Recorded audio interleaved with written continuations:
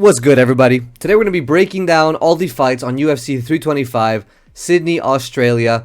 Banger card, second card of the year. We got back-to-back pay-per-views. What a card, man. What a performance from Volkanovski in the main event. Thank fucking God. I've never been happier to get a pick wrong in my life. If you guys don't know, I picked Diego Lopez to win by fluke. My idea was Diego Lopez, he's in there 50 minutes against Alexander. He can land one shot. He almost did in the last fight. My logic was that, man, like, you go into this fight, you already have a bunch of tape on Alex. Alex has tape on you, but there's much more videos of Alexander Volkanovski going distance. You've seen him get caught. You've seen him get knocked out twice. You've seen him get dropped. You've seen him get almost submitted by Ortega. My logic was that, man. This is not gonna go the distance. I was thinking round 2, round 3 knockout. Thankfully, it did not happen. I believe there was a knockdown that they didn't rule a knockdown in the 3rd or 4th round, but that was most definitely a knockdown. We're looking at the stats. Regardless, I gave that round to Volkanovski anyway, and this is a fight where, in my opinion, Volkanovski 50-45. It's not ridiculous to say that 50-45 is not ridiculous at all. What a fight, man! What a performance from Volk. I really, the fight was starting off. I was just praying. I was praying that I was wrong about my pick. Right away, I was so worried because Volk, he doesn't look as in shape as he was last time. I don't think he's as hungry, I mean, this is normal. What is he, 38, 37, and he's, this is his second title reign. He's already the featherweight GOAT. But basically, by everyone's standards, he's the featherweight GOAT. So I was thinking, man, he's not in shape. He's not super hungry. The first round, he looked slower. His jab looked slow. He had a shot in the first round, which was just, like, bad. It was just, like, a weak-ass attempt at the single leg. I'm guessing it was just to keep Diego Lopez thinking about it, because he did have that grappling exchange in the first fight, which just was really bad for Lopez. So I'm guessing Diego Lopez was like, by all means, avoid the grappling, avoid going to the ground, stay on the feet, which is where you're going to find your knockout shot. But Volk was doing a great job later on in the fight. In the first round, they were fighting at range.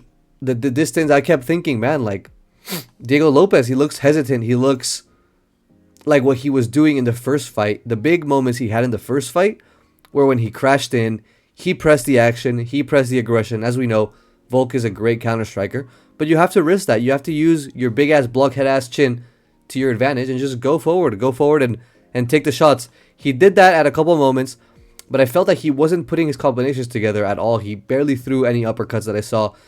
His hooks didn't look so good. He wasn't using his jab. And yeah, every time they crashed into the pocket, though, I was worried. You have to be worried. Crashing, like watching Volk at this chinny point in his career, crashing into the pocket, you have to be worried. There's no way you're not worried, especially against Diego Lopez.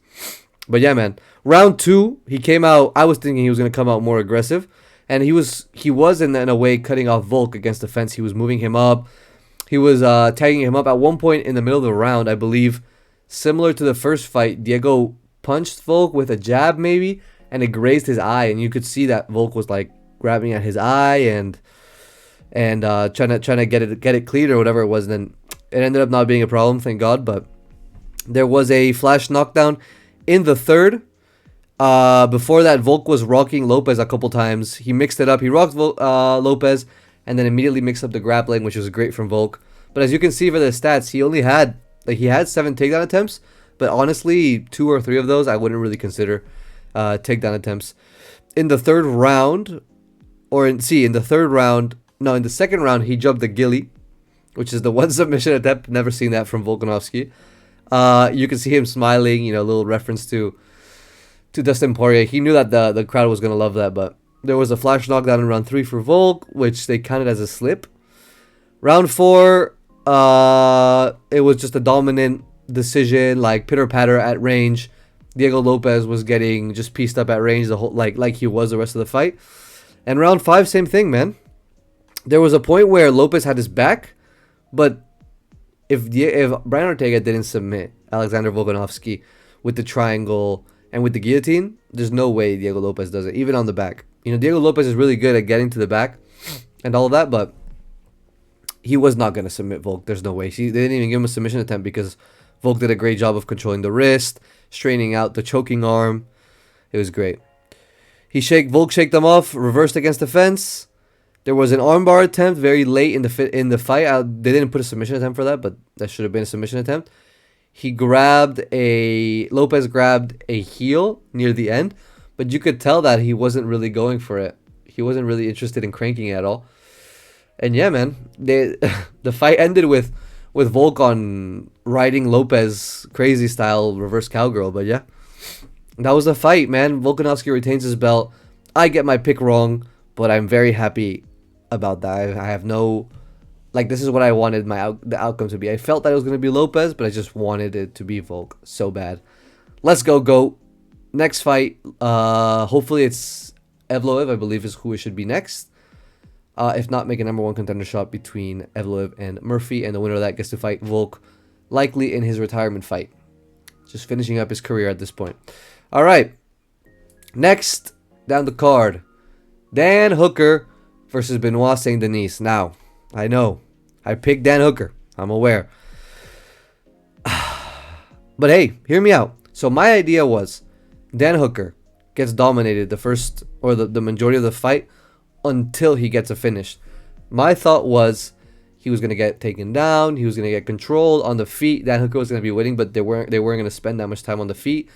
I predicted that Dan Hooker would pull a guillotine at some point, and he did a couple times, and end up on bottom, which is like typical Dan Hooker behavior. But yeah, man, the fight started. Benoit looked sloppy. He shot a sloppy takedown. Against the fence, it looked like he hurt his leg.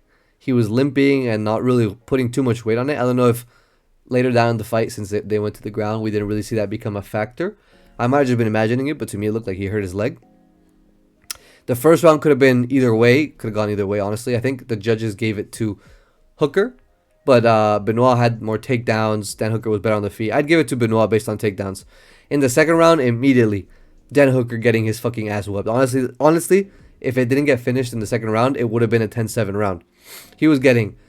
He pulled for the gilly. He ended up on bottom. Saint Denis mounted him. He started raining down ground and pound, just smacking the shit out of him. And then he went for a fucking katagatame, a head and arm triangle. And he was not getting it. I thought, honestly, he was gonna... Like, I've never seen someone like, holding a katagatame for that long. I guess his arms were getting gassed out. And hear me out. This is what I mean. Hear me out. If the fight would have gone to the third round and they stand up again, Benoit Saint Denis is just gassing out his arms, trying that arm triangle.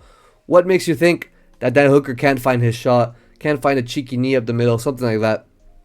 I could see it, honestly. Not a bad pick by me. I know it's crazy to say when you get it wrong, but yeah, TKO. Fucking Herb Dean was just letting him go out on his shield. You know, Herb Dean knows Dan Hooker's super tough. I believe he was the ref for the Dustin Poirier fight. In the Arnold Allen fight, also, he lasted super long. Edson Barbosa, he was getting tagged up to the body and lasted a long time. You know, the refs know what it is with Dan Hooker. But yeah, man, not too bad on... Like, the pick was wrong. Same with the Alex Volkanovski pick, but I'm not mad about it. Honestly, I think it was a correct analysis. And if it had gone 15 more seconds, who knows? A third round is anyone's game, you know? All right. Next, Mauricio Hufi gets the knockout over Rafael Fiziev. This was a crazy, crazy performance and a result that, honestly, like, there's no way anyone expected this result. This is one of those things where if you're a casual, like a very, very, like a huge casual, you'd say Rufi by KO, because that's the guy you've seen from the Instagram edits, and you'd get it right in this case. But you know, like, if you know the UFC, if you watch his fights, you know Rufi goes more to decisions. It's crazy to say he had that spinning wheel kick over Bobby Green, whatever, but the way he gets finishes is in very spectacular fashion. So it's not something you can count on for him to finish his opponents, especially in the UFC.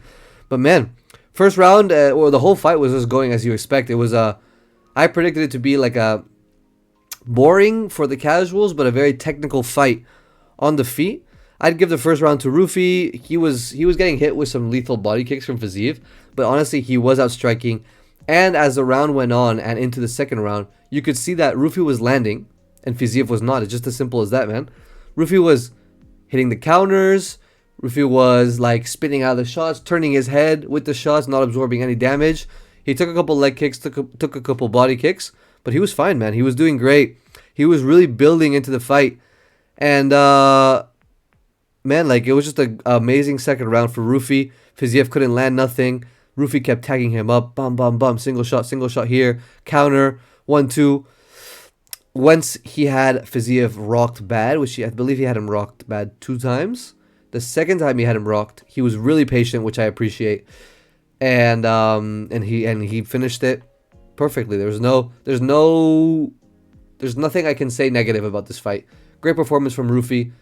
Well done from Fiziev as well. It was a nice showing, but this is what it is. He's a limited striker. You can see it here. Yeah, what's next for Rufi, man? I think he should get into the rankings. We'll make a matchmaking video tomorrow or the day after that. And yeah, we're gonna go get into that and see what's next for these fighters. Next, holy fucking shit, bruh. Camera shaking during the Tuivasa walkout. Man, Tuivasa decision. Taliesin Teixeira. I had Taliesin finishing Tuivasa in the first round. Maybe I should have known. You know, Tuivasa has a big ass block ass head. He absorbs all the shots with his belly, but this fight, honestly, I was not expecting it to. I don't think anyone was expecting to go to the distance. I think the odds flashed up on the screen. It was like plus 700 to go the distance, minus 1,200 to go to a finish, like an early finish. Teixeira takes him down right away, which is what you need to do against Tuivasa, because how does Tuivasa win? Fluke. Like he's never been winning a fight. I don't think he's ever won a fight by decision, has he? There's no way. I think he gets dominated, he gets pieced up, and he lands a fluke. He almost fluked Cyril Gahn, which is like the best performance of his career, and it's a loss. So this tells you everything you need to know about Tuivasa. But yeah, he took him down right away. Immediately I was thinking, no way this fight makes out the first. They made out the first, and then when they were on the feet, I was just like shitting myself because I'm thinking, fucking hell, Tuivasa, he can land these shots, and you could tell that Teixeira was getting gassed. Don't get me wrong, Tuivasa was fucking gassed, but he's always gassed. I don't think he has a state where he's not gassed. But man, both of these guys were so out of shape. I have just a note on my phone that says Tuivasa so fat, man. And this fight, you know, you could tell at the end they were fucking gassed. These kind of like fat, out of shape heavyweight fights, they tend to be really shitty. And this one was, don't get me wrong, it's like the least skillful performance on this whole card. But honestly, like, if I have to say, I was watching with my friends, I was thinking, yo, this is like the most entertaining shit fight I've ever seen in my life. Right? Am I tripping? Like, this was honestly, like, somehow these guys being fat and out of shape was like a demonstration of heart. Like, this is their version. This is the fat, out of shape heavyweight version of fucking Dan Hooker versus Poirier, or fucking Robbie Lawler versus what's the fucking guy's name? I don't remember. But Robbie Lawler versus the guy. Like, this is the version at heavyweight, at fat heavyweight. This is what it is up there. This is the heart. This is what you get. But yeah, man. Next, Quillen Salkeld against Jamie Mullarkey. Now, genuinely, these were fucking boxing odds, man. 1,200 favorite from Quillen Salkeld versus Mullarkey plus 700. It's like, man, this is those kind of fights where you just put $10 on Mullarkey because that gives you back $70. Like, that's insane, right? And you in the MMA and in the UFC specifically, you never see those kind of odds. You saw them in Ateba Gautier. We've seen them maybe like Ilya versus Eme. We saw them, but yeah, I was worried for Salkeld because the whole thing about him like being a minority killer, I was like, oof, this guy's skin complexion, he's kind of white, huh? Mullarkey, he's Australian. I was worried, but nah, he didn't do too bad. Mullarkey didn't do too bad for being a short notice fight, but you could tell Salkeld showed levels. He grabbed the rear naked. He only had one hook in. He was kind of twisting as he was cranking on the face. It was kind of like a modified twister, twister rear naked. It was interesting, but yeah, man. Let's give him another minority to sacrifice. Let's try to make it in the rankings. We'll see what's next for him, but yeah, we'll try to get a minority for Salkeld so he can get back to doing his job. Right. Next, into the prelims. These prelims were honestly okay. Like, they were all right. There was a lot of finishes. You can tell that the Paramount deal is really kicking in. These guys are doing what they're supposed to do. So Jonathan Mikhailov versus Oban Elliott. I picked Oban in this fight. Oban Elliott, brother. Don't Don't ever show your face around these parts again, bro. If you show your face in Spain, you're gonna become a campfire story, buddy. He was winning this. He was winning this fight. You know, round 2, 3 minutes and 30 seconds.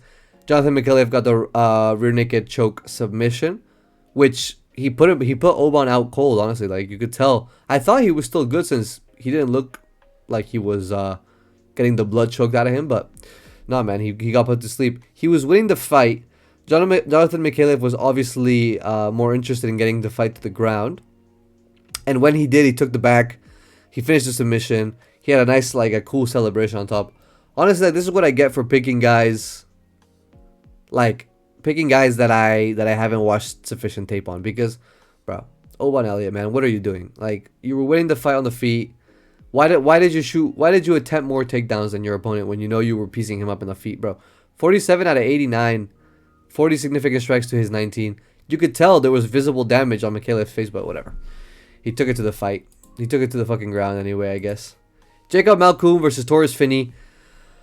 Finally, oh my god, this fucking guy loses. Jesus Christ. Man. He gets into the UFC, he wins, he gets cut for being boring, even though he won and was undefeated. So he comes in here, he gets cut, he knows he gets cut, so he's gonna go to be entertaining, right? So now genuinely, he goes out there and he fucking strikes, and it's just a boring fight that he's losing. Brother, Torres, your striking fucking sucks. You knew that going in. You're fighting a guy that's been away from the UFC for 2 years. 9-3, 8-3 record when he was fighting you. That's one of the worst ratios in the UFC. Has to be. Motherfucker, bro. How are you going to, like, you have to pick a struggle. You can't be boring and lose at the same time. Like, if you're going to be boring, you got to at least win, right? All of the wins that matter for Torres Finney, they were boring performances where he smudged his opponent. And that's what I picked him to do in this fight. But he said, nah, I got to go out there, be entertaining. So he got pieced up. There was genuinely 2 10-8 rounds, I believe, against Finney. One of the judges gave him that. Malkoun was out there. Michael Chandler IQ. He was trying to wrestle, even though he almost KO'd Finney multiple times. He like pulled a fucking arm in guillotine. That was shit against a guy that has no fucking neck in Torres Finney. And he still fucking won, bro. How do you have Michael Chandler IQ and you still fucking win? Like, bro, no. Torres Finney, deadass. Get ready to learn Chinese, buddy. Like, that's all I can say to you, buddy. Fucking hell. Cam Rouston versus Cody Brundage. Another fight I got. No, actually, I got this one right. This was the beginning of my comeback. Legendary comeback. I had picked Cam Rouston by decision. He got it by knockout. The first round, I was kind of pooping my pants. I didn't know. I think they probably gave it to Cody Brundage because of the knockdown, which they didn't put here. But maybe not. It wasn't a knockdown, but he had him rocked real bad. But yeah, later on in the second round, Cam Rouston was pressing the action. Cody Brundage wasn't countering nothing, wasn't pressing forward, was kind of just aura farming against the fence. I don't know what your intention is with that. Cam Rouston had the home field advantage, you know. Fuck ass, yee ass haircut on his side, you know. Finished him up against the fence. Nice striking. I think it was a ground and pound finish. Great. I mean, this was the beginning of the turnaround for my picks, which I'll tell you guys my final pick percentage at the end. But fucking hell, this shit did not go well for me. Junior Tafa versus Billy Alicana. So this is one of those fights where I picked someone to lose instead of picking someone to win. So, you know, Volk against Lopez. I was like, okay, I'm gonna pick Lopez to win, right? Fucking Hooker versus Benoit. I'm gonna pick Hooker to win. No. I picked Junior Tafa to lose. Buddy, you got a 6-4 record going to the fight. One of the worst ratios ever. It might be the worst in the UFC. Like, now you're up to 6-5 after losing this one. This guy almost fluked it. Genuinely. He has the fluky power of his fat ass brother. Fucking the Tafa guy. He's up at heavyweight. I should have expected Alicana by finish because this is what the Tafa brothers do. But man, his record's insane. How are you nearly even wins and losses? He has to get cut from the UFC. We can't have a negative fighter on the UFC. We have a near negative fighter headlining the prelims. Bro, I get he's Australian. This can't be good. Like, this can't be good for the sport to have this fucker in here. I don't care if he's a big name. Like, get him out of here. Next, these fucking early prelims, man. I didn't know none of these guys going to this fight. I had no idea who these motherfuckers were. This shit was straight jobber after jobber after jobber after jobber. Jesus Christ. Oi. I don't even have notes for these guys. Holy hell. I have notes for Yiza versus Kanofli. This fight I had picked Yiza. I picked them by decision, and it ended up being a decision to Kanofli. Honestly, hear me out. I know this may sound like cope since I picked him, but I could see this being a decision for Yiza. I think he did more in the first and second rounds, I believe. You can see he had a knockdown, he had more strikes, he had more significant strikes, he had 3 takedowns. This has to be like the biggest robbery on the card. There weren't many robberies on here, thankfully, that I believe in, but Kanofli, I believe he's from here, no? He's from the hometown. Yeah, he's Australian, so he had the home field advantage. Maybe the judges were feeling a little patriotic, right? But man, I think this fight should have gone to Yiza, and I would have gotten this pick right, but it is what it is. Kim Sang-wook versus Don Marfan, the battle of the monosyllabic name. So this was the lightweight road to UFC final. I picked Kim Sang-wook just because he was Korean, honestly. There was not much more to it. And Don Marfan just did more. This wasn't a robbery. Can't say nothing. I got this pick wrong. Keiichiro Nakamura, I got the pick right. I was expecting him to win by decision. He was getting fucked up the whole fight. Like, real bad. He was getting fucked up. He was getting pieced up. Fucking dominated. He got taken down. So he was getting outstriked on significant strike. He almost doubled him on strikes. And then in the third round, is looking bad. Keiichiro comes out like everyone should when they're down 2 rounds and just goes for it. He starts moving forward, throwing combinations. He throws a knee up the middle, it fucking clips Sebastian's, and then the guy just belly flops forward and dies. Like, when you see a belly flop knockout, the ref, he's got to stop it. And the ref stopped it right away. He's like, nah, it's over. And yeah, I mean, you could tell Sebastian had no idea where he was. Like the next 15 seconds after that fight. But yeah, beautiful knee, beautiful finish. 25K is a lot of money for guys that are probably making 15 and 15 or 12 and 12. So congrats to Keiichiro Nakamura, and congrats on your UFC contract, man. Sebastian, I'd like to see him in the UFC as well. I think he has the skills to be in there, but it is what it is, man. It's the hardest sport in the world. Next and last, or first fight of the night, I had Sulangrangbo, fucking hell, against Lawrence Louis. Again, I picked him because he wasn't Australian. And usually I pick the guys that aren't from, I pick the guys from these, what I believe them to be, like, more disciplined countries, like, Japan, Korea, when I don't know that much about the fighters, like Mongolia, China, like Uzbekistan, like these Asian kind of countries. I tend to pick those guys. But yeah, he just got outstruck, and he won by decision. He looked worse. Like, Sulangrangbo looked way worse than Lawrence Louis at the end of the fight, so is what it was. 7 out of 15 takedowns. Very similar on strike numbers, but he took the fight. So yeah, man, overall, I went 0 for 1, 1 for 1, 1 for 2, 1 for 3. I was really getting cooked here. 1 for 4, 1 for 5, 2 for 5, 3 for 5. The comeback's coming. Then we get 4 for 5, 5 for 5, 6 for 5, and then 6 for 6, 6 for 7. 6 at fucking hell. I ended up 6-7 on the card. Jesus Christ. Not the best night for predictions, but as I said, the Dan Hooker one, I didn't feel too bad about it. It was following the script I wanted to. I guess the ref just wanted to end it earlier, and it's a good stoppage. But you could have let Dan Hooker go another 15 seconds. He would have been fine. And Alex, I'm not mad about that one at all. I'm mad that it was a robbery early prelims, but other than that, man, we did good. We did good on our picks this card. Let me know what you guys think and what you guys thought of the main event. Let me know what you think these fighters should do next against each other. And yeah, man, thank you for watching. I'm going to go empty out my bowels real quick. Ciao.